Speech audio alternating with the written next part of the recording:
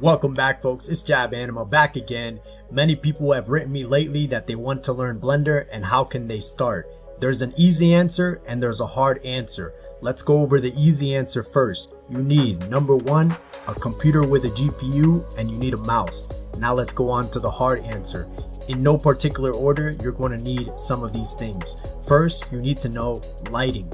There's many applications to light. You can approach it from charcoal drawing, sculpture, photography, or even architecture. So if you have any of these under your belt, you may already be one step ahead.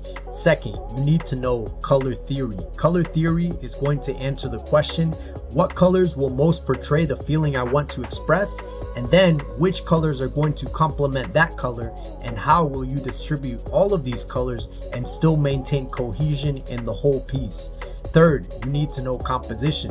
Composition is the language of pictures. It's going to guide your viewer through the picture or the video on where to place the attention and what's important.